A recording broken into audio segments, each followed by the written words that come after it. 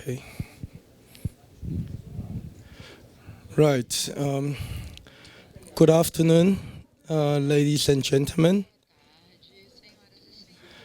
My name is Tim Chen, and I'm a member of the GHEC board. And you are attending using social media to build your support group. And today we are very honored to have three distinct member and very experienced homeschool parents and pioneers to show us how their experience on how to get followers on social network and building support. And I think social networking is a very important part of the overall media tool. So first, I'm going to welcome Joy Mendoza. Thank you, Mendoza. And Joy is from the Philippines, and she is the is there such a thing called word mistress? No, she's word master, word mistress. No, she runs. Sorry, it's a joke. She runs a website called teachwithjoy.com, and and there are thousands of people who is following her website. So please give us a big welcome to Joy and her experience. Thank you. Thank you. Okay, well, I'm a mom of 5 children, and I've been homeschooling since my first was born, because I was also homeschooled for a number of years. And then when I had children, my husband and I agreed that this was something we wanted to do for our own children. Now, as I started homeschooling, I realized there's so many stories that I could talk about in our family's life as a homeschooling family. And I wanted to chronicle everything. Now, at the time, I only had a few children. And so I was writing maybe primarily in my journals. And then I realized as a mom, if I want to be able to minister or reach out to other homeschooling families or non-homeschooling families, then one of the best ways to do this would be through the internet. Because I can only do so much by meeting face-to-face with moms or with families, but with the use of the internet, that capacity to reach a greater audience is really magnified. And so I started a website called Teach with Joy, and it started off really simply, but now on Facebook I have about 21,000 followers. And what happened was I just started writing, just chronicling what was happening in our family, and not just on home education, but even my experience as a wife, as a mother. And I would connect it to homeschooling, but I also wanted people to just see what it's like to be a homeschooling family, and not always talking about homeschooling, but just the joys of being a wife, a mother, because not everyone can relate to homeschooling, but you know, moms, wives, they can relate to being a wife and mother. And so that's how I would connect with my audience. And these are the 3 elements that I have found that have worked so far when you're blogging about homeschooling. And the first is it heartful? I mean, does it really connect with your audience? And I'm not the kind of mom that just talks about tips on homeschooling. I really talk about our adventures, my heart as a mother, and I want people to be able to come away from reading an article with this response. You know, I want to keep coming back to this site. It ministers to me as a mom. As a homeschooler, I feel something, a connection to the stories and the content. So first, is it heartful? Meaning, is it worth their time to go through the pages of your blog? And does the site connect with them? And secondly, is it helpful? Of course, you also want to be able to give some tips. I don't do this all the time, but for me, the helpful part of it is parents will now email me or they will message me, and they will ask personal questions about homeschooling or how to homeschool, and that's how I can answer them. So that's the helpful part of my blog. And the desired response is I am learning a lot about how to be a better mom. Hopefully this is what the readers will come away with, how to teach my kids and meet their needs, and I get ideas and learn new ways of addressing issues that I have with parenting and homeschooling. So first is the site heartful? meaning does it connect with your readers' hearts? And second, is it helpful? And then third, is it honest? Because I never want to portray this image of myself as a homeschool mother with a perfect family and a perfect marriage. So I talk a lot about my struggles, even with my husband, and he knows. I ask him for permission if I'm going to write something personal. But I also ask my kids if it's okay if I write about a circumstance or something that we're going through as a family. And this allows the readers to see the realities of homeschooling. That it's not always about like this perfect family who has everything together and all their relationships are okay. But it allows people to see, you know what, if she can do this and she's not a perfect person, then maybe I can also homeschool. And so that's the desired response that I want from my readers. This mom shares realistic stories and is open about her own struggles, and I can relate to her. And I don't want them to feel like they're alone in their homeschooling journey. So I have two target audiences, primarily mothers. But then these mothers, sometimes through the blog, will want to become homeschooling mothers as well. Now, what increases a site's ability to provide support? In the Philippines, Facebook is still really big, and Instagram. So what I did was I linked my Teach with Joy site to Facebook.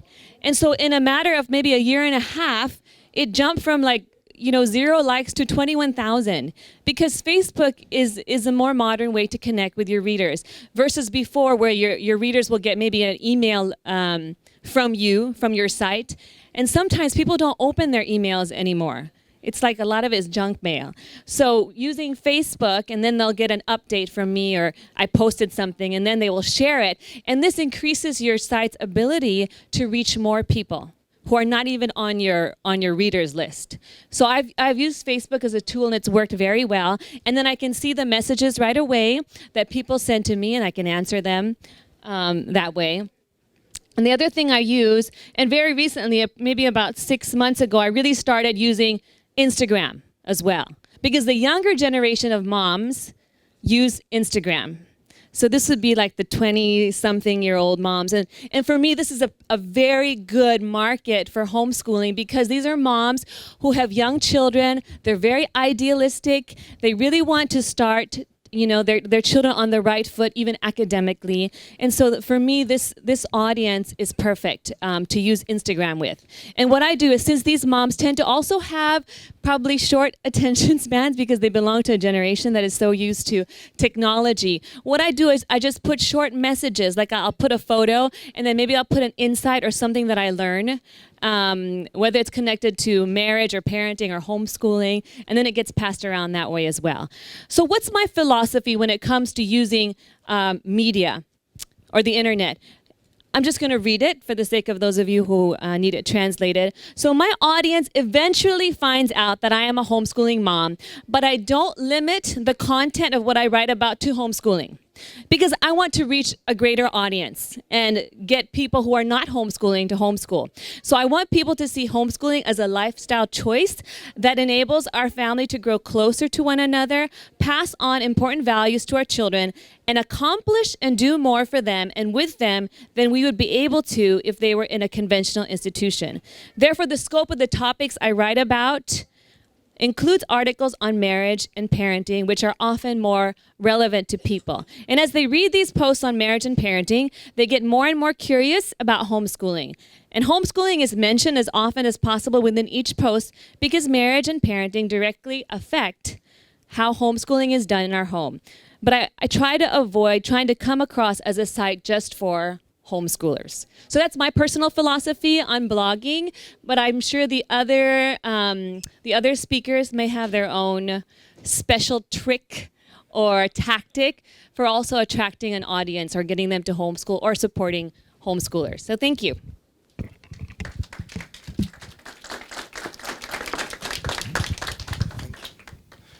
Thank you very much. That was an excellent introduction, and I just want to remind those who come later, we will be we'll be taking questions at the end of all three presentations. So and also I've been asked to make some announcement, which I'll do it at the end of the presentation as well, because there may be more people be coming in now. So our next speaker, Michelle, is from United States, and she has done a lot of stuff on the social networking. Would you like to set it up? Well, yeah. And she's done a lot on the social networking, in addition to being a homeschool mom. And she's been homeschooling for 17 years, and she also writes for Marketing Pros, Crossword.com, the Old Schoolhouse magazine, Real Refreshment Retreat, wow, and many other things. And she also attends homeschool blog conferences. It's okay. We're excellent. Okay. Oh. Here, let me give you the microphone, and let's put a big hand together for Michelle. Thank you. Am I coming through? I am. Okay. As he said, I've been homeschooling for about 16, 17 years. I think I've lost count now. But we started in 1999, and we had just moved into a new neighborhood, and I was meeting some of the moms, and one of the moms came up to me and she said, "Oh yeah, you're the homeschooling family." So, and they'd kind of gotten around that we were homeschooling. I met the next neighbor, and she said, "Well, we have a really good elementary school, and we work really hard to make it strong, and the parents are very active." And I said, "I understand that, and I'm glad that it is, but we're choosing to homeschool." So I kind of felt isolated. And I thought, I've got to meet some people. So I was in the grocery store a couple days later, and I don't know about you, but in the United States, if you want to meet other homeschoolers, you go to the grocery store in the middle of the school day, and you look for the people with school children. So that's what I did. And I was in the grocery store, and I saw a mom with two girls, probably around 9 and 11, and I thought, I am going to go ask her if she homeschools. So I took my cart and I went right up to her and I said, "Do you homeschool?" And she looked at me, she's like, "Yes." Like maybe she was going to get arrested right there in the grocery store. And I'm like, "I am so happy to meet you." And we started talking, and that's how I found out about our local support group. And I share that with you because as I start to talk about social media and building your community, building your support group, both in person and online, I don't want to diminish the meeting in person and having those live contacts. That's why I share that story. And we just moved again. You probably think we move all the time, but we just moved again. And after 16, 17 years of homeschooling, I joined another support group. Even though I have one more to homeschool, we only have 3 years, I felt like we both really needed it. So I'm going to talk to you about growing your homeschool community. And I just wanted to share this stat because I just thought it was very staggering. Right now, this is as of January this year, there are 2.23 billion social media users. And in 2018, they expected to be 2.5 billion. That's a third of the world's population. I just thought that was an interesting fact, and I'd share it with you. 3 things I'm going to try and go over real quick. Boy, I wish you could see this. The first one is your social media meeting these 5 goals? I'm going to go over those 5 goals for your community.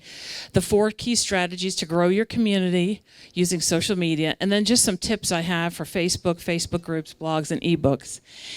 And if you want at the end of the session or sometime between now and the end of the month, you can go to this URL and get my slides and my notes. And I also have some extra handouts for you. And that's what that little icon is in the bottom right. Wherever you see that, I've got an extra handout for you. So the first thing I want to tell you, if you take nothing away from this session, take this away. People are going to come to your community, to your group, whether your group is online mostly or offline. I actually belong to an online community. We meet up for field trips, but there's several thousand of us in there.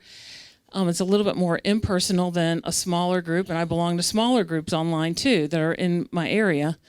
But the one thing is people will come to find out, how do I get started? We're struggling with math. How do I do this? But they're going to stay for that community. They're going to stay for those relationships. And that's what this is about, relationship building. So here are 5 goals that social media can help your community achieve, and I'm going to read these off of here. One is the exchange of homeschooling information. Things like, here are 8 steps to take before homeschooling. Here there's a document that we've put together that outlines the legal requirements. Those are the kinds of things that your community can offer, maybe as a PDF, as a download, and that's how you can use social media. And that's what I call the basic information, or what we call in the U.S. the nuts and bolts. Okay, and that's what that goal provides. It provides encouragement and support. You get on a conversation on Facebook, and you're talking about teaching your child to read, and somebody says, we just can't do it. My daughter is fighting me the whole way. You can teach your child to write. Here's what we did. And this is what kind of keeps families going. This is the goal that keeps families going after 2 years, after 3 years. The third goal is that your community is to nurture relationships, holding a mom's tea, getting together for skating. And this is what helps the moms and dads realize that there are other homeschoolers out there. And I don't know about you, I had a son, my son was in 12, 13. He had friends who said, you homeschool? That's weird. You guys are weird. And he was at that age where he was really self-conscious about it.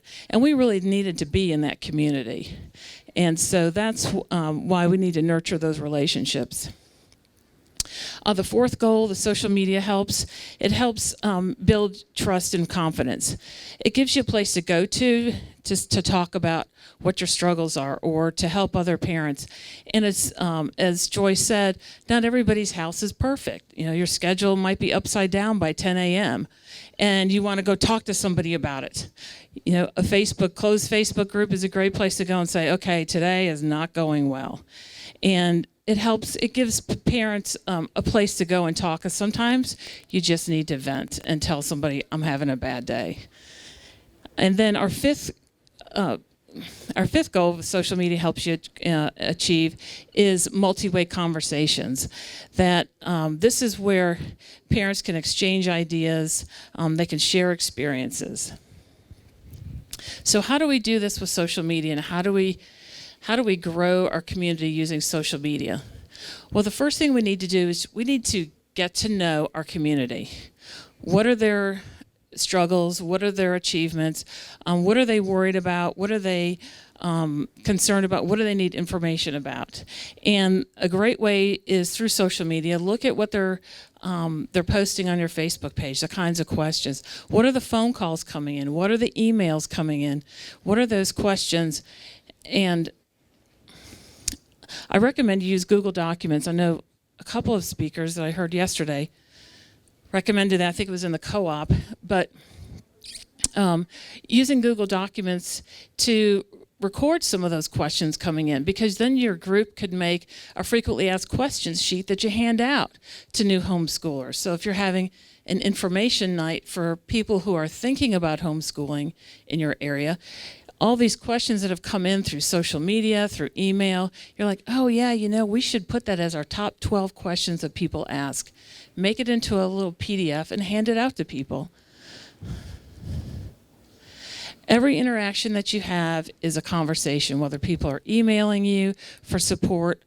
It's just an opportunity for you to grow and serve the homeschoolers in your community. Another thing is to go out there and read the comments on social media. If you want to see what the community is thinking about and what's going on with them, or what they're posting on your Facebook page, or what they're tweeting you, look at what they're saying. This is one from a mom who, this is an actual comment. She said, I am overwhelmed homeschooling mom of 4 kids and 6 and under. We currently use this program, and both my son and I really struggle with it. It's not uncommon to be working on school from 8:30 to about 4:30. We just get stuck, and then I lose time teaching my other children. So here's a mom who really felt comfortable enough to come into this onto this Facebook page and make that comment. She felt like part of that community. And this is great insight. She's struggling with teaching multiple children. This one particular program they're struggling with, her schedule. That gives you an insight into what people are struggling with and how you can serve them, either through your blog or through ebooks that you put together. And the other thing is to survey your community. And in the handouts on that URL I gave you, I have a whole sheet on how to survey people. And some of you might be in, how many of you are a part of a support group? Okay, how many of you are thinking about starting one? Okay. And I want to talk to you about a survey that we did recently. Leading up to the conference, we did a Google Hangout with, it was Mike Donnelly, Deborah Bell, Arena, and there are a couple other, I think the Hubners were in on it. And we did a Google Hangout, and we invited over 15,000 moms to come to watch it. And so after the hangout, we did what we call a Facebook party, and we did it in the hiphomeschoolmoms.com is a website. 3 moms in the U.S. run this, and they have a very dynamic and vibrant community, and they have a closed Facebook group. So we did a social media event inside that Facebook group. We went and we posted questions. And we posted this question: what is the biggest struggle in your homeschool? So are you ready for the results? Okay. The lack of support from family was the number 1. And the lack of homeschool community was number 2. So that tells you a lot right there. Lack of support is a big issue for these moms. This was in the U.S. I imagine it's that way around the world. This tells us 2 things. The moms, the dads, they need some support. They need information. They need other people. They need a community. It could be your blog. It could be a local support group that you start. But they need that. And then time management was number 3, and self-doubt was number 4. And there's not much leeway between the 4, 15% versus 11% on self-doubt.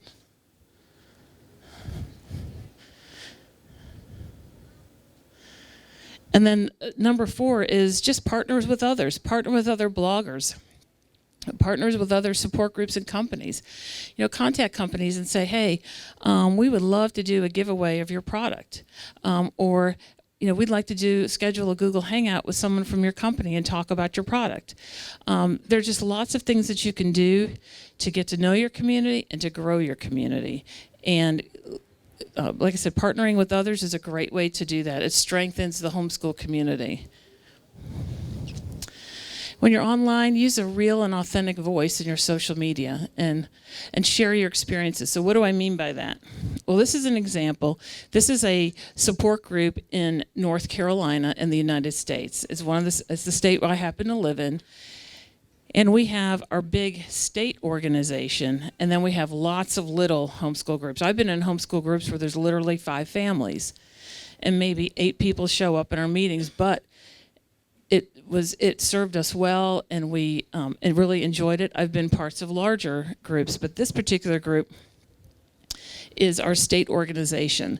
And this was a post on their Facebook page. The parents who run this NCHE is what it's called. They take turns posting on the page. And this mom happened to post, it's Thursday and a downhill slide to the weekend is here. This has been an unusually hectic week in my house, so I'm ready for the weekend.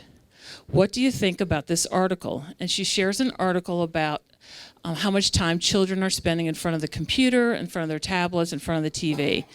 And she says, screen time is a constant battle in my house. It seems to creep in and take over without my noticing at times. It's impossible to have it in moderation. Is it possible to have it in moderation?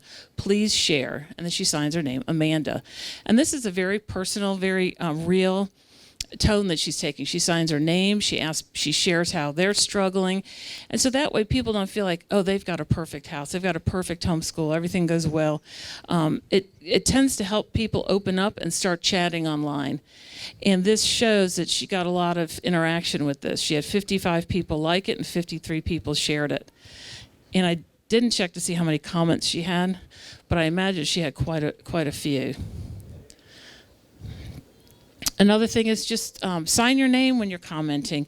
Put photos on Instagram of maybe you're at the zoo and you take a picture of something at the zoo. But just getting real with people and with your community helps them relax and feel that they don't have to be perfect. This is an example of some communities that I've visit and frequent often. They're good examples of mixing it up on your Facebook page. They share a lot of information. It's just good to go there and just get encouraged. If you're not going there, to see how to run your group online. And these are also in the handout as well. Okay. Another really quick piece of advice is if your group, and you've got, I know, Joy, you were talking about your group having several people who post on a Facebook page. If you're going to have several people representing your group posting on social media, I would get a few policies in place. It doesn't have to be anything elaborate. It could just be what happens when somebody comes on our page and starts negative talking about homeschooling. Or two people get in an argument in the comments on Facebook. What are we going to do? This site has some ideas, has examples from organizations all over the world. Some are big, some are small. Again, you don't have to have anything as elaborate as they do, but it's a good reference. Okay, the next strategy is to offer resources and encouragement. There are I don't know what happened there. There are two types of social media. And one are the social media that you own and the social media where you rent space. And I'm going to talk a little bit about those. Okay, what you own are things like your blog, your website, if your support group has a website, your email list, your e-newsletter, or just your paper newsletter. And then social media that you rent is Facebook, Instagram, Pinterest, YouTube. You're a little bit more restricted on those. And in this table, I'm comparing the two. And if you look down the left side, you can see on the property that you own, you can post as many photos as you want in a blog post. You can post various sizes of photos. You can have a long blog post. Whereas on the social media that you rent, you're really restricted. So in red are all the benefits to the property that you own. On the right side is all the property you rent. And you can see, Twitter restricts how much you can write, the size of the photos. Instagram has a limitation on the size of the photo. Facebook as well. If Facebook wants to, they can shut down your page. I haven't heard of that happening a lot recently, but some places that has happened. But the biggest advantage is that places like Facebook and Instagram allow you to really reach out to the homeschoolers in your area and in your community. So they each have their benefits, and that's why it's important to try to be on some of both of these categories. So what do you build first? There's so much to do. If you really want to grow your community, you want people in your area to know about your homeschool group. What do you do first? It's overwhelming. What I suggest is that you build what you own first. You have a blog or a website, get that going first. Get an email list, because if your Facebook page gets closed down or it gets hacked and it gets deleted, you at least have your emails and you can contact people. Email is sort of your it's one of your top things that you can own. A newsletter. If your group just has a one-page newsletter, say, this is what we're doing in the month of June. We're going to the zoo, and we're getting together for a picnic. And here's a favorite book that we want to recommend to you. You have some little tidbits in your newsletter or whatever.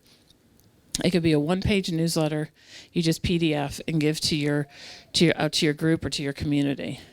And then if you wanted to have a blog, some people have a blog website, it's all together in one. That's fine. Whether you have a blog or a website, make sure that people can subscribe to it.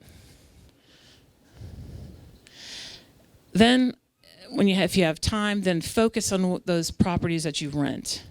Facebook, and I have these in order, what I think are the most important. But Facebook, obviously the most important. That's where most social media users are.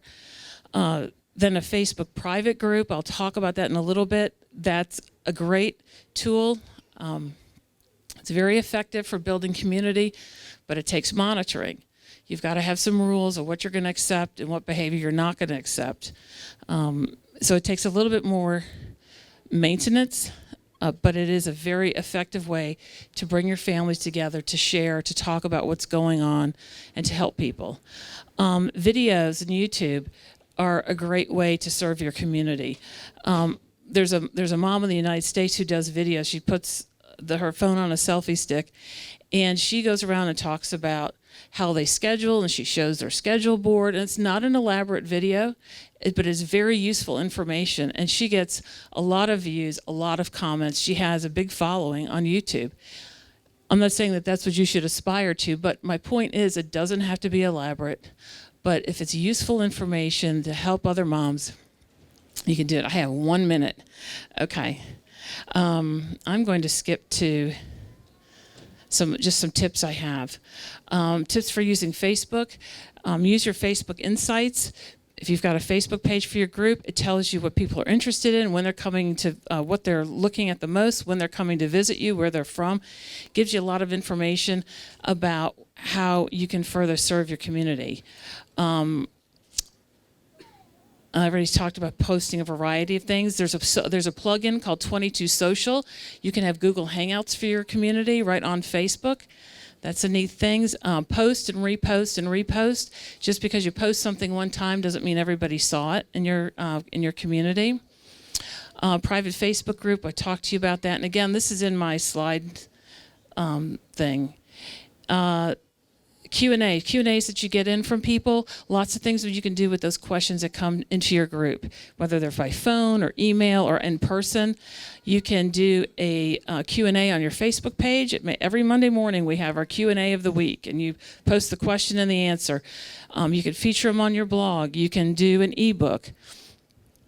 My blog tips, if you haven't started a blog, I like the WordPress. Make sure you put Google Analytics on it.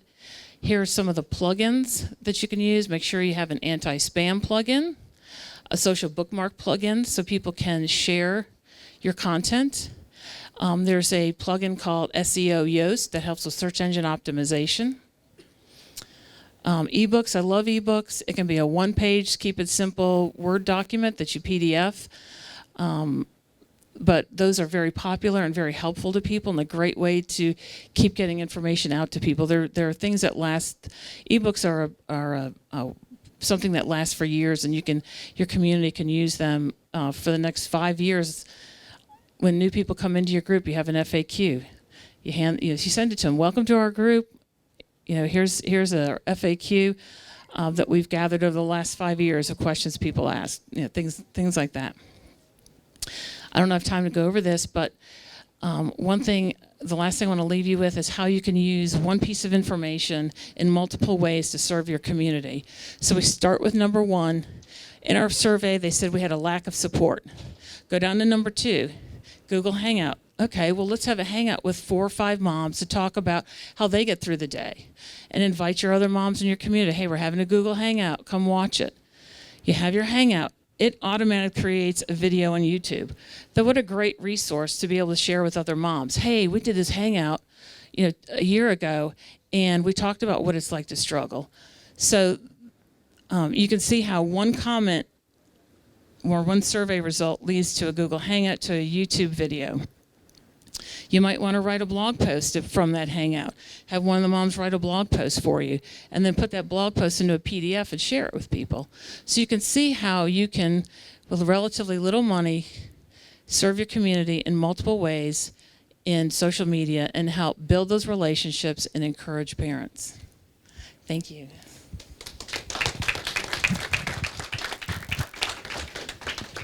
Thank you, Michelle, for the wonderful insights and the URL she mentioned earlier, where this presentation can be downloaded. For those who came in late, is blog.apologia.com/GHEC 2016. So if you didn't get that, you can later come and ask again. Okay, good. Now, so our last speaker, Gustav, is like to be known as a homeschool dad married to Camilla and the father of Cleo, Benjamin, and Nate. Okay. Obrigado, Mr. Chen. Tem como ligar para mim aqui, Chen? Minha vez, gente. Eu vou deslocar um pouquinho a discussão só por um instante, só para resolver uma pendenga, né, de hoje de manhã. Mas é coisa rápida, a gente já volta assim. Eu só queria falar algumas coisas que eu julgo serem importantes para... Vamos ver aqui. Ok.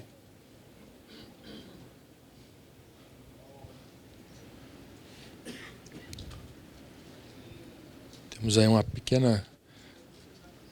Eu não tenho coragem de falar, né, sobre algo que está acontecendo no exterior, apesar de que na mídia social você poderia falar em aspectos gerais, mas eu queria trazer para vocês algumas ideias que eu julgo serem importantes. Só um...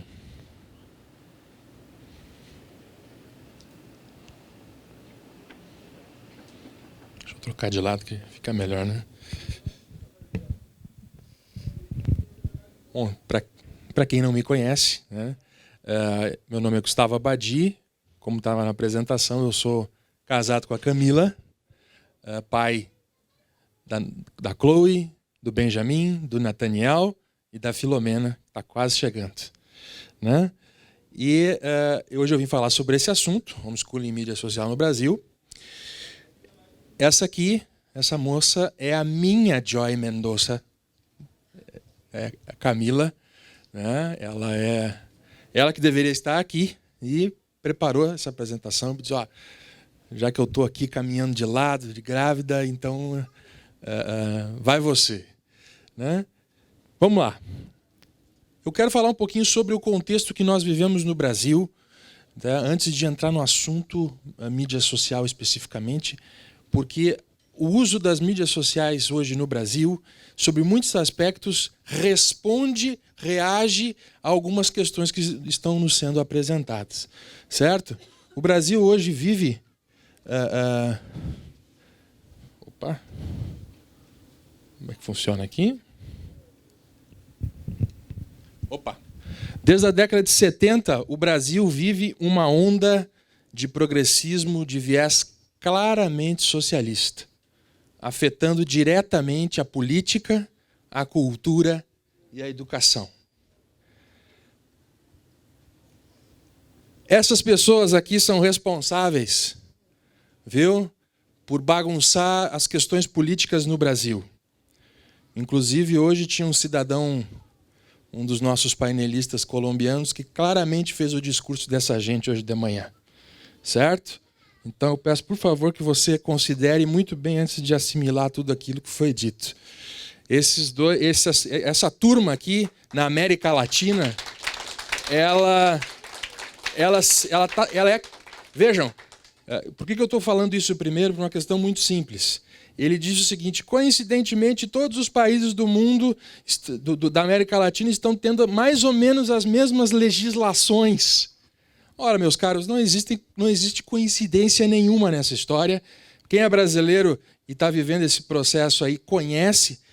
É um grupo chamado Foro de São Paulo, que está trabalhando em todas as áreas da América Latina para reproduzir aquilo que foi perdido no leste europeu aqui na América Latina. E não é à toa que que a América Latina sofre por ainda se manter na mão desses grupos, né? Opa, pulei.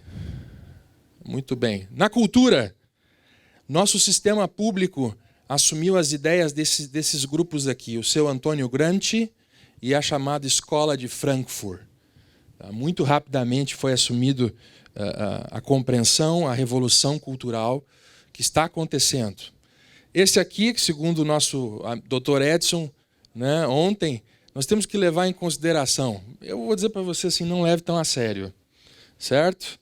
Esse cidadão aqui é um dos responsáveis por praticamente demolir todo o sistema de educação brasileiro. E essa aqui é a plataforma principal, que é o Ministério da Educação. Dito isso, eu penso que a questão da mídia social no Brasil tem a ver também com o engajamento dos brasileiros, homeschoolers, na internet, né? E as novas mídias transformaram esse espaço como, de fato, um microfone para a gente poder falar alto sobre aquilo que realmente é educação domiciliar. Eu não sei quanto a vocês, mas existem os principais conflitos que nós temos hoje, Brasil afora, diz respeito a um preconceito que as pessoas têm sobre o homeschooling. Né? Geralmente é aquela coisa assim, não, eles vão criar os filhos dentro de uma bolha, eles vão, né, vão trancar debaixo da mesa e nunca mais vai sair. Aquele negócio da socialização de novo, toda aquela história que a gente já conhece, mas que constantemente, parece que às vezes a gente está repetindo as mesmas coisas. Né?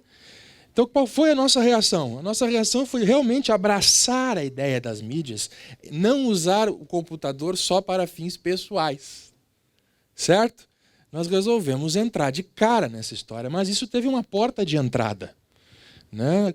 Tanto eu quanto a minha esposa, nós somos,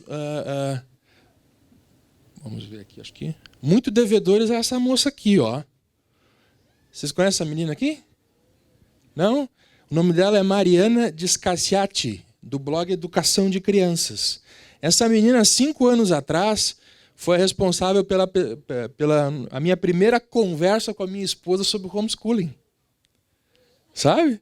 Eu nunca tinha pensado com esse negócio. O negócio era mandar o filho para a escola, e era isso, né? E um dia eu estava pesquisando sobre educação de crianças, afinal eu sou pai, e descobri o site dela. Esta moça aqui esteve nos Estados Unidos visitando esse cidadão aqui, ó, professor Olavo de Carvalho. Né? Esse você sabe quem não souber, pelo amor de Deus, ande rápido. O professor Olavo de Carvalho é um filósofo brasileiro, residente hoje na Virgínia, e que tem falado aos seus alunos constantemente sobre educação liberal, educação clássica. Então, ele nos forçou praticamente a fazer homeschooling com a nossa própria cabeça. Né? Porque a gente vinha percebendo que a realidade era muito diferente dos conceitos que nos eram passados. Então, a Mariana assistiu uma palestra dele lá nos Estados Unidos e ficou na casa de uma professora chamada Margarita Noyes, que criou todos os seus filhos através da educação domiciliar. Todos. Né? E por isso que foi o nosso primeiro contato. Tanto a Mariana quanto o professor Olavo são os nossos grandes parceiros nessa estrada do Encontrando Alegria. E esse jovem rapaz que entrou aqui chutando o balde, né? Esse é um outro parceiro muito importante que tem feito muito pela educação clássica no Brasil. Vocês pensam assim que ele é aquele cara franzino, né? Meio, né? Fala bonito e tal, mas esse cara, ele tem nos auxiliado imensamente, porque ele é um professor e ama a sua profissão e criou um curso de latim online. Certo? É um curso com cerca de 30 e poucas aulas, onde ele ensina como, na primeira aula, você é obrigado a ler um texto em latim. Já pensou nisso? Tem que fazer. Esse tem sido um grande parceiro. Faz parte da nossa reação àquele estado de coisas. Esses caras aqui também são grandes parceiros, só que vocês conhecem, né? Estão por aí perdidos aí, né? Que é o Rick Dias e o Alexandre Magno. Por que é importante falar desses dois? E aqui eu faço a minha homenagem para eles. Que é o seguinte, no Brasil hoje, se essas duas pessoas não estivessem dispostas a fazer o que fazem, provavelmente vocês não estariam aqui. Provavelmente. Porque por mais boa vontade que a gente tenha no mundo, pessoas se sacrificam para conseguir ir adiante, defendendo famílias, correndo atrás de recursos, defendendo. Né? A NED é De todos esses parceiros, então resulta essa moça, nasce o Encontrando Alegria, com todas essas influências e com a decisão de criar um curso de preparação totalmente online, lá em plataforma WordPress, linkado em tudo que é canto, para que as pessoas pudessem aprender, tivessem uma introdução a respeito de homeschool, a respeito de educação domiciliar. Né? E nasceu também essa ideia, o Pró-Família do Rio Grande do Sul. O que é isso aqui? O Pró-Família nasceu daquele monte de e-mails, daquele monte de pessoa perguntando como é que a gente fazia, que precisava de ajuda. Assim como Encontrando Alegria foi um resultado, uma decorrência, e nasceu para a família, onde nós nos organizamos. O grupo que funcionava lá no WhatsApp, funcionava lá no Facebook, sabe? Se organiza presencialmente e nasce essa associação. E um dos nossos lemas é esse aqui, ó. Esse aqui nós mandamos para os procuradores gerais do estado do Rio Grande do Sul. Quando eles nos perguntaram sobre... Escuta, o que vocês acham de socialização? Eu disse, nós somos pela familiarização das crianças. Boa, né? Então, vamos lá. Depois do Pró-Família, eu vou falar de socialização, só. Para quê, né? Então, depois disso, e aqui, entre tantas outras coisas, eu quero citar só duas. Nós estamos trabalhando com tradução, estamos trabalhando diretamente tentando criar mais volume na internet para se falar em homeschooling. E eu vou entrar na carona do que a Michelle disse. Eu quero incentivar todos vocês que fazem homeschooling a realmente entrar na internet e começar a escrever. E quando a gente começou o blog, devia ter 1 ou 2 no Brasil, sabe? Agora começou a aumentar o número. E é importante que continue aumentando, porque assim, quando alguém escrever homeschooling, né, ou educação domiciliar, vai aparecer bem alto lá no Google, porque tem bastante coisa, bastante material. Né? E uma das iniciativas que nós temos é isso aqui. Isso aqui é um lançamento que, inclusive, vocês estão sabendo em primeira mão. Certo? Isso aqui se chama Prudens Simplicitas. A ideia é a criação de um evento virtual para nós pensarmos homeschooling juntos, sabe? Em que a gente vai ter muitas das pessoas que estão aqui falando hoje continuarão falando, certo? Continuarão dizendo, olha, o que vocês acham desse caminho para a educação domiciliar? O que vocês acham daquele outro? Como é que eu faço para criar o meu blog? Como é que eu faço para fazer a minha organização? Como é que eu faço para agitar o meu grupo de apoio? Por quê? Porque essas perguntas fazem parte do amadurecimento do movimento de educação domiciliar. Geralmente a primeira pergunta é, por onde que eu começo? Né? Mas depois que a gente já está há alguns anos, né, essa pergunta parece boba. A questão é o seguinte, nós estamos construindo um movimento de educação domiciliar especialmente utilizado, espraiado através das redes sociais. E nós temos que ter essa dimensão de que as redes sociais não funcionam sozinhas, tem que ter gente alimentando. E tem que ter gente querendo aprender de fato. A ideia é capacitar as famílias, né, a lutar pelos seus direitos, incitando organização e mobilização de lideranças homeschoolers por todo o país. Essa é a meta do Encontrando Alegria. Será feito totalmente via internet, totalmente via rede social. E, por fim, eu queria contar só uma historinha para mostrar para vocês como é interessante nós aprendermos a utilizar a tecnologia ao nosso favor. Eu tenho uma filha de 10 anos, que eu já mostrei para vocês ontem, que é a Chloe. A Chloe ficou super feliz que o papai veio para a conferência, porque aí ela não teria aula. Não vou ter aula. E o que eu fiz? Mandei um WhatsApp, uma mensagem no Facebook para a mãe dela, dizendo assim, eu quero ver quando chegar 2 capítulos do livro de latim prontos, e mais, quero ouvir no WhatsApp ela recitando para mim. Hoje de manhã, enquanto o colombiano falava, graças a Deus, eu fui ouvir o latim da minha filha. E estava bonitaço. O que aconteceu? Você convive, você utiliza de fato os equipamentos que tu tem, não só para ficar mandando mensagem, mas para estabelecer comunicação. Uma outra historinha boa sobre isso é o seguinte. Um dia eu estava sentado lendo um livro chamado Noé Causa Perdida. Meus estudos sobre política, é a história do governo do ex-presidente Álvaro Uribe Vélez.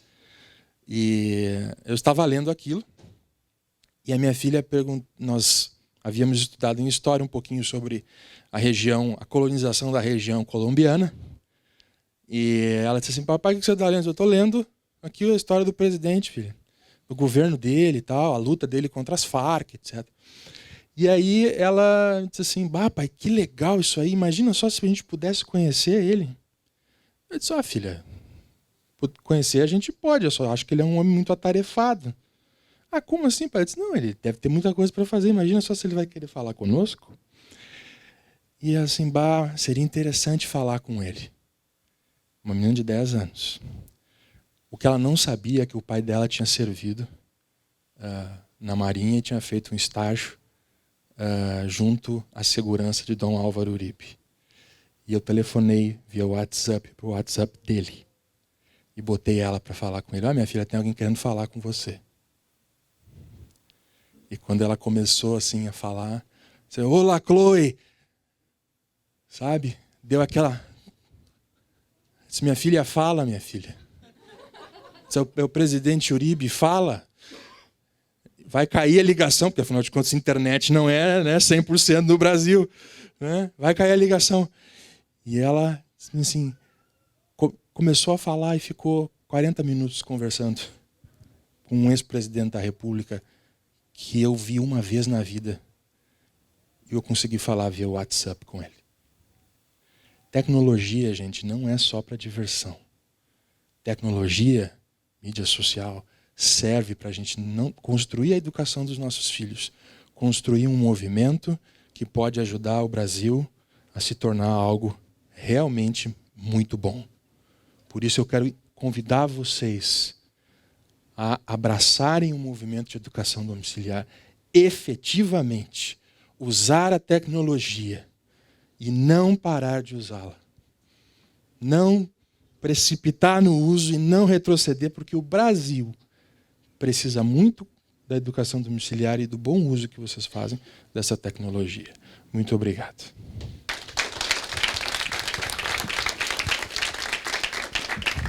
Thank you, Gustav. That was an excellent story. Wow. I don't know who my daughter want to call, and I can do the same for her. Great.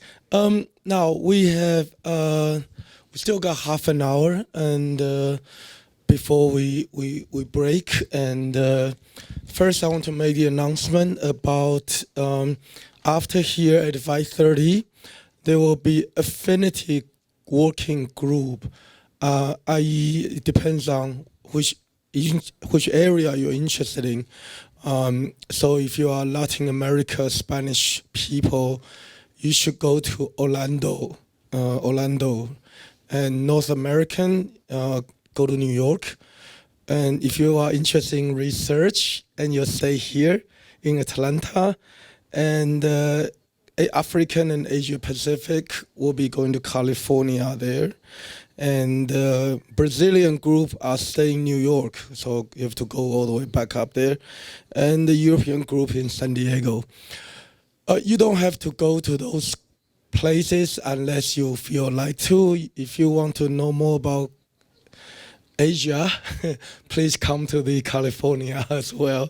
So anyway, that's the announcement. So at 5:30, right after here. Now, questions for our guest speakers? Anybody? Yes. Are Joy and Michelle around? I have a question for them. Oh, there's Joy. I was our support group basically runs on Facebook. We have Facebook groups. We have we have a page. But I just find the problems that I encounter are mostly about just maintenance, just the time it takes to answer questions. We have people, I mean, I certainly don't have, we have people joining. It's not likes or whatever, but we have people emailing the email to join our group. You have to introduce yourself, or they'll have questions and that kind of thing. And just spending the time doing that, I just find it takes so much time, and it's so draining to spend a daily amount of time answering questions, and you're trying to make it personal. And we have a website, and we have our FAQs on there, and it probably just, it needs revamping, and because it takes time, it hasn't gotten done. How do you manage that, and how do you make it plan? Because I just feel just that time that it takes to answer those questions, and the other thing about being in Abu Dhabi, where we have an expat community that comes and goes, is you always have new people, always new people, and it's just, I think it's probably that turnover is, I would assume it's greater than other places. I just find it overwhelming, and I'm a little overwhelmed just with the idea of a blog and all these other things. I'm just like, gosh, I could do that full time, and not forget my homeschooling my kid, and so I how do you deal with that? I mean, where do you find the time? Yeah, where do you find the time? You want to? Yeah. No, everyone gets to answer. For the blog part, I think that, so I have a hierarchy of priorities. So first I have to remember that my in terms of relationships, my husband first, and then my children. So the homeschooling part of my day, I really block off the morning. I'm not supposed to be on social media or typing out an article for my blog. Sometimes I do, but my kids know it, and I'm not paying attention to them. So I really have to block off that time. And then in the afternoons, I'll maybe take maybe 2 hours and then pay attention to my blog. So you really have to, it's about time management for me personally with my blog. But see, I enjoy writing. So maybe what would take one person maybe a really long time to write an article on something takes me maybe quicker.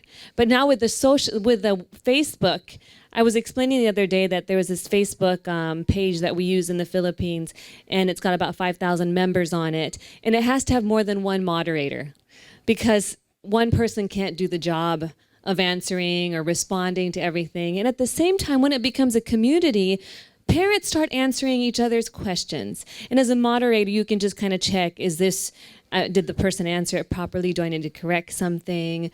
But does that kind of answer? I think. Yeah. I'm just answering the questions, and the page runs itself. Sorry. The page, we have what we call Abu Dhabi Homeschoolers in the Shade is our community-wide run. It's not that big. I mean, we only have about 400 members, but we keep adding people, and I vet them. I mean, I don't let just anybody in. You have to know, who are you? Do you live in the UAE, because this is what it's for, and that kind of thing. But I know that there are a lot of people on that blog that are kind of showed a little interest, and they're somewhere else in the world, and they're not there anymore, really. But that page itself runs itself. It's vetting the people. It's the emails. It just takes enough time, and just keeping on top of it. I don't know. I just feel it's like a lonely business. Sure. Do you have anybody that can help you? I mean, sort of spread the responsibility around, have an email that you send when they first come in and say, hey, I'm a homeschooling mom too. It may take me a little bit of time. Here's our, frequently asked questions that, you want to look at. So you may want to send them an automated email, or, when you first, to manage the expectations, to remind people, hey, I'm a homeschooling mom too. The other thing is to see, is there somebody else in the group who can, or two other people, and you divvy it up. You do the newcomers this week, and next week I'll do them. You rotate, so that you're not having to take responsibility all the time for it. Do you have someone you can? We've gone through a lot of transition because it is such a Yeah. Gustav, would you like to say something? Yeah. In Portuguese. Ok. Uma coisa sobre como é que se tem tanto tempo, né? Eu sou o marido, então a minha esposa, assim, tem essas mesmas prioridades que a Joy escreveu, e geralmente ela tem algumas inspirações durante o dia e esquece de anotar. Assim.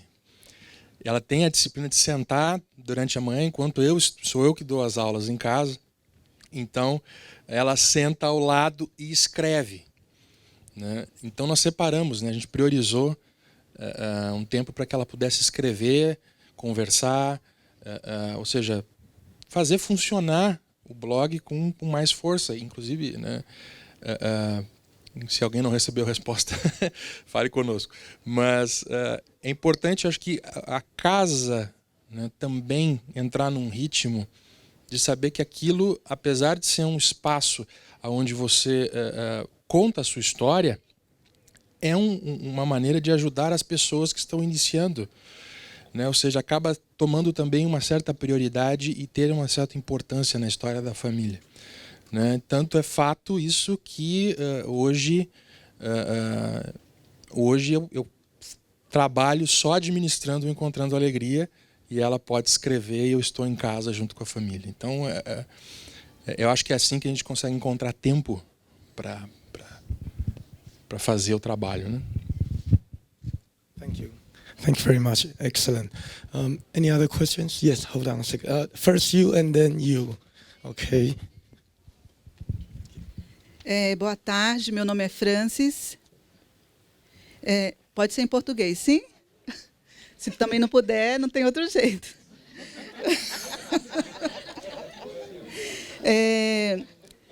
Eu sou uma mãe educadora há uns 5 anos e minha pergunta é para as duas mães. É o seguinte, com relação ao grupo de apoio. Quando nós começamos em São Paulo, só começou praticamente a nossa família. Então, os nossos amigos, a nossa comunidade, ninguém fazia e havia esse preconceito com relação ao homeschool. E por causa do Facebook, eu conheci uma amiga e entrei em contato com ela e me apresentei e disse que eu fazia o homeschool e que eu gostaria que as minhas filhas conhecessem os filhos dela. Se ela poderia, né? Se a gente poderia se conhecer. Porque a Amanda, muito pequenininha, ela falou, mamãe, eu queria ir para a escola regular. Eu queria ter ido para a escola desde bebezinha. E eu falei assim, Amanda, tem muitas crianças que estudam como você, nós vamos conhecer. E daí eu fiz o contato com Mariana, nós nos conhecemos, e a partir daí surgiu a questão do grupo de apoio, né? Nós começamos a nos encontrar a cada 15 dias e eu vi que a gente tinha convicções parecidas e isso foi muito bom. As crianças dela se deram muito bem com as minhas, né? Então, hoje, como meu marido falou ontem, eu não sei se aqui ou em outra reunião, nós éramos 5. Esse ano nós somos 30 famílias em São Paulo. E o grande desafio que eu vejo é como estimular essas mães a se encontrarem. Como estimular essas mães a entenderem o quanto o estar junto é aquilo que você falou, Michele, aqueles 5 princípios, como isso é importante, como criar identidade, o se apoiar mutuamente, como isso é importante, porque eu vejo que, assim, eu não sei se por uma questão da realidade de São Paulo, as famílias estão muito distantes umas das outras. Às vezes a gente leva 1 hora para encontrar uma família que faz homeschool. Então, assim, eu vejo que a realidade dos Estados Unidos ou de outro país é uma realidade muito diferente à nossa realidade hoje, né? E ainda por cima tem a questão de que às vezes a mãe não vê que isso é importante. Não vê que o estar junto é importante. Eu não sei se todos aqui do Brasil concordam comigo, mas não vê isso como importante. Como que foi isso com relação a vocês? Sempre foi tudo muito bom? Sempre todas eram realmente estimuladas a estarem juntos e acreditavam nessa questão de estar junto? Como que era isso? Okay, excellent question. So, Michelle, would you like to take the first stop, and maybe Joy can? Well, I've been part of several groups, several of them online, because one thing you may find in your homeschool journey, mine's 16, 17 years, there were sometimes, I'm going to take this off. I don't know if I can. There are going to be years when you're really active in the group, and then some years you sort of back off because your workload is your children may get older and the workload is more involved. So I've been on both just virtual groups where we have a Yahoo group, and it's a private group and we talk on there, or a private closed Facebook group. So it's not unusual, I guess is what I'm trying to say, sometimes for some parents to not want to get together as much as others. They go through cycles. But I would say still keep with it. I was in another small group. Sometimes only 2 moms showed up. Sometimes 5 moms showed up. Sometimes the full group, which was like 10 moms, showed up. It just varies. We planned activities, they would be there. Some weeks we wouldn't have activities, they wouldn't be there. But I would try maybe having the online group, maybe a Yahoo group, a closed Facebook group, so you guys can at least keep the communication going, keep the relationship going, and then see if you can start adding some, real life. They may give up and say, we're too far apart. I can't come to the park and meet you all. It's too far of a drive. Or maybe they only have one car and they, that day they don't have the car. So I would start with an online community. Again, you can use the Yahoo groups. You can use a closed Facebook group. Yahoo groups don't need as much moderation as what I found. As with the Facebook group, because the Facebook has more of a back and forth conversation with the comments. You sort of have to moderate, make sure people aren't getting in arguments, so forth. But I would keep the community going, even if you do just a little one-page newsletter, or you do, or like I said, a closed group. But keep them talking and keep them sharing and building those relationships. And then maybe start doing, hey, let's get together. We've got a guest speaker coming to talk about wildlife with our children or whatever. And see how many moms will be interested. Organize a trip to the zoo or to a museum together. But take it slow. It's gonna take time to build it. And I know it can be discouraging when you really want to. I know when there were years that I really wanted to have that in-person contact. My kids, I felt like my children needed it, because I felt like, oh my gosh, I've isolated them. But I really didn't. And I look back now, my son's 23 years old and functions very well in society. So I would say just take it slowly.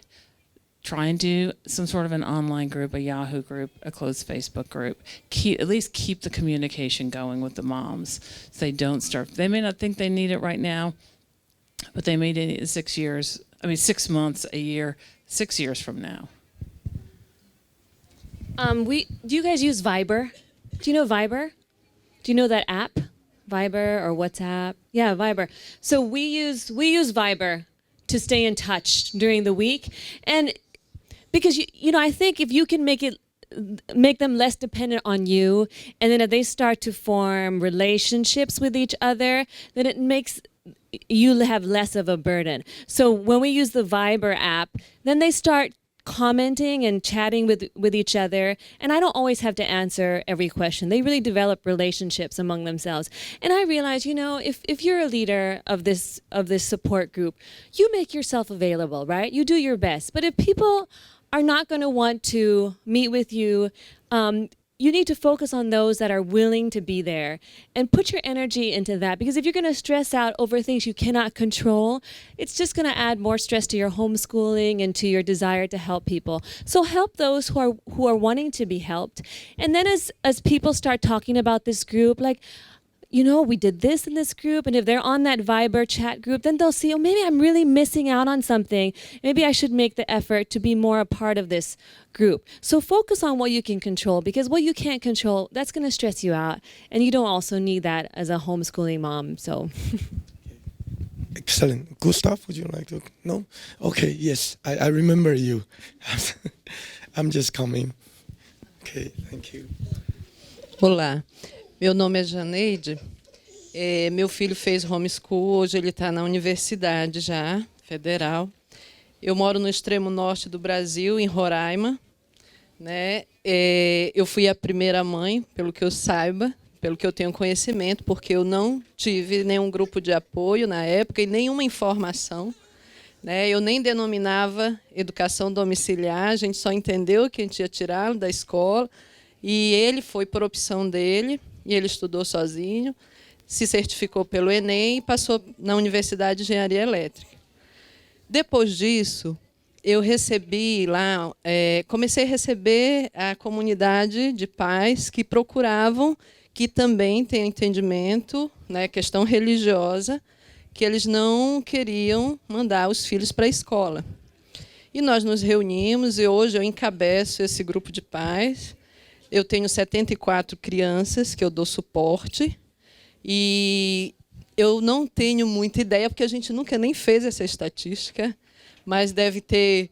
Eu sei bem que eu acompanho 21, né, de ensino fundamental e médio, mas nós temos muito mais lá. Então, nós temos mais de 100 crianças. E eu descobri aqui que a gente estava muito isolado, não só na questão geográfica, mas como a gente não compartilhou, não teve a oportunidade de conhecer, e hoje eu vejo essa comunidade tão grande, né, global mesmo, né, me surpreendi de ter pessoas da Filipinas, do Quênia, e todos que estão aqui. E nós criamos um site, nós temos um site, onde lá a gente coloca o material, o conteúdo, para as crianças acessarem e fazerem as atividades, recebem o conteúdo todo organizado, programado, de acordo com o PCN.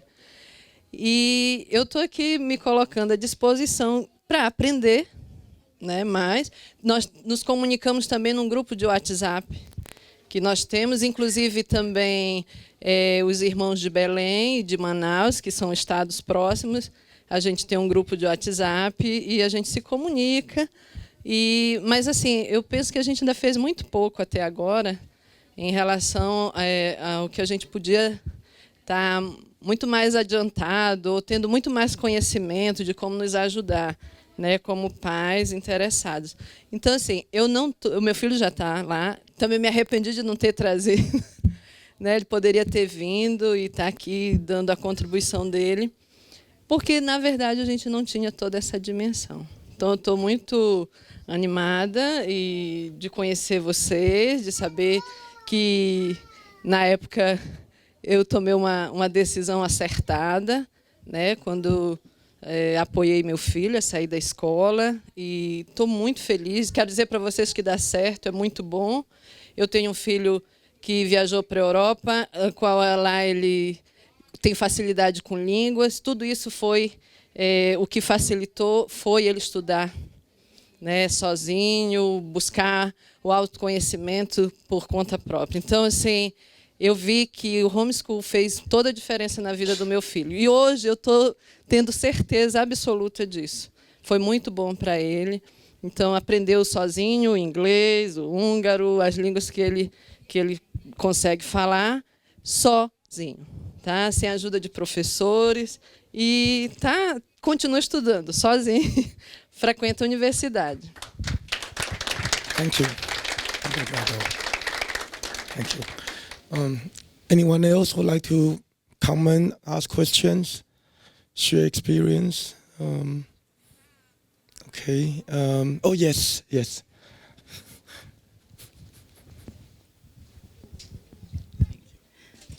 Boa tarde, meu nome é Raquel, sou aqui do Rio, mãe de um aluno homeschooler de 16 anos. Eu tirei ele no ensino médio da escola por muitas questões. Eu achei que já não o cabia.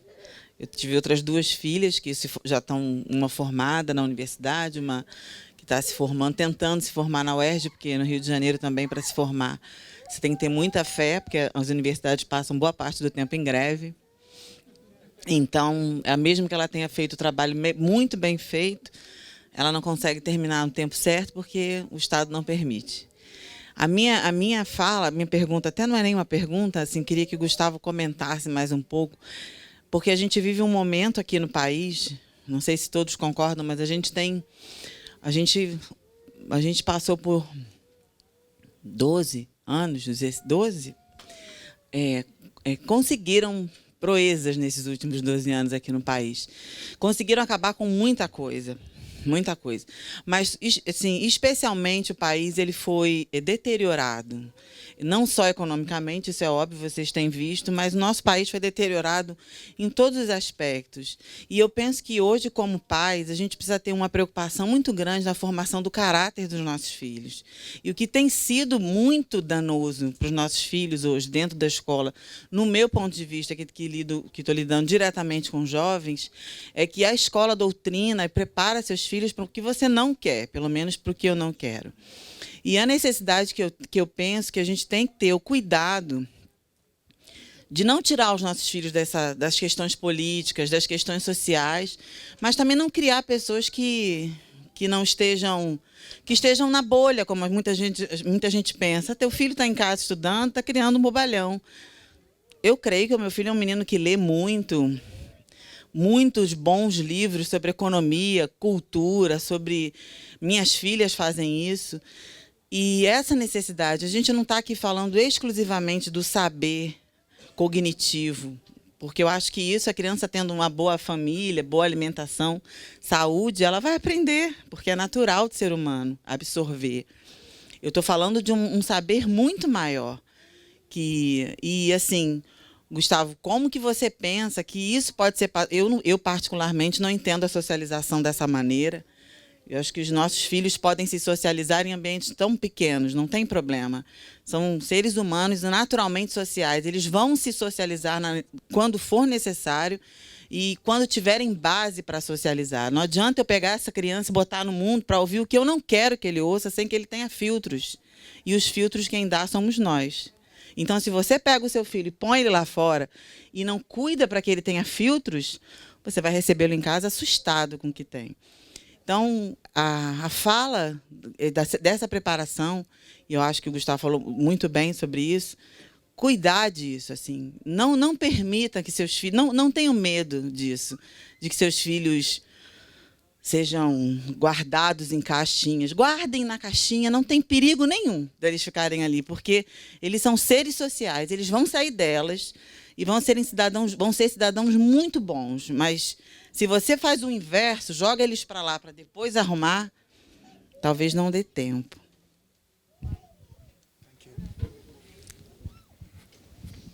Okay, thank you. Gustav? Só para não me alongar, eu sei que eu desloquei o assunto um pouco para essa... É uma questão presente no Brasil. Sobre muitos aspectos, nós vamos encarar uma escola... Né, um dos motivos principais para os brasileiros retirarem seus filhos da escola são as péssimas condições da escola e é o aparelhamento ideológico da escola. Isso é um fato. O que eu acho é o seguinte, tem uma frase que eu gosto muito. Quem disse foi um pastor batista chamado Voddie Baucham. Ele diz assim, não espere enviar os seus filhos para Roma, não espere mandar os seus filhos para Roma e quando voltarem não sejam como romanos. Certo? Ou seja, o ritmo da família... por isso que a gente começou um movimento muito virtuoso, gente. E isso que o Falcon falou no começo da palestra dele, o homeschooling será sim um instrumento, e para quem é cristão isso chega a ser lógico, um instrumento de Deus, não só para recuperar as famílias, certo? mas para recuperar a sanidade mental de um país inteiro. Então não tenhamos temor de continuar o nosso trabalho com firmeza, com alegria, sem aquele ranço de tudo é ruim na escola, tudo não é mais a nossa realidade. Né? A nossa é outra. Onde ele pega um livro, que é onde ele ficaria 40 horas dentro de uma escola tentando aprender alguma coisa, em 2, 3 horas ele faz o serviço rindo para a gente. Né? Então, vamos ter essa animação que é importante, certo? Thank you. We have time for one last question. If there is some comment, question anybody would like to ask. And last call. If not, then I'm just going to ask our panelists to give us 30-second last words about what they think you should take away from social networking. So maybe we'll start from Michelle. Would you like? Okay.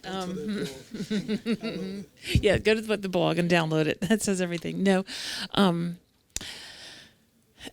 If you're trying to do social media for your group or personally start a blog, take it one step at a time. Don't try to do too much. Like you said, with the time that it takes, speaking from personal experience, because I was blogging at one point and quit, definitely your spouse comes first, your children.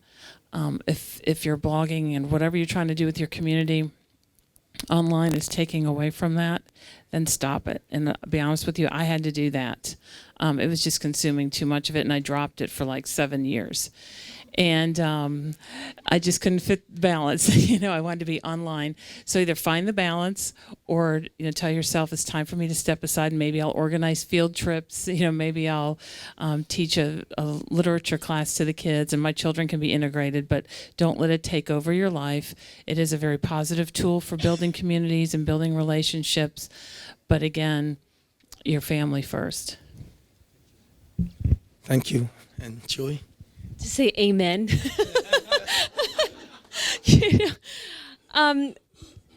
When I started my blog, I just thought I'm just going to share from my heart what God's doing in our family's life and what's going on with our family. And I never imagined that God would really use it to reach families, to reach women. And so I think you just be faithful in small things. If you get an inspiration during the day and you write it down and you post it, that's great. But if there are days when nothing comes, you don't have to force yourself to write. And so what I did was if a story comes, if God brings to my mind a story that I can talk about that will bless people, then I'll write it down. And then I had to also be careful that I don't use my blog to talk about problems that I have with my husband or with my children, because sometimes when you like to write, you use writing to vent. You're upset with your husband, so you write about it because you're emotionally charged. So I had to remember, what is my purpose? Why am I blogging? So I want to blog to encourage women, to bless women, to help them know how to relate to their husbands better, how to teach their children, how to minister to them. So I always have to keep this in mind, because when you write on social media, you self-publish.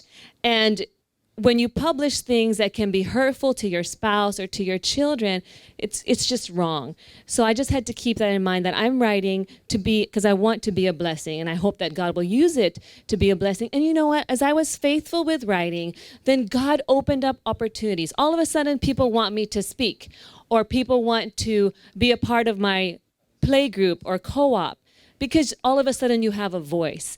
And then they would interview me on TV, or it opened different avenues. So what I'm saying is, you start small, you just be faithful, and you write as the stories come that you really believe will inspire parents, will inspire other homeschoolers. And then what's beyond your control, whether God will use it to open other doors, that's up to him. But just be faithful in the small things. And as Michelle said, don't compromise your hierarchy of priorities, which is, for me personally, it's God first, and then my husband, and then my children. So. Thank you, Joey. Gustav? para encerrar essa... Para quem acompanha o Encontrando Alegria, teve um post lá que a minha esposa fez, foi quando nós fomos denunciados ao Conselho Tutelar. Primeiro mês em que nós morávamos numa cidade nova, e aí nós fomos denunciados por vizinhos. E foi tudo resolvido assim, em paz, porque afinal de contas basta eu dizer que os conselheiros tutelares saíram da nossa casa pedindo desculpa por ter vindo.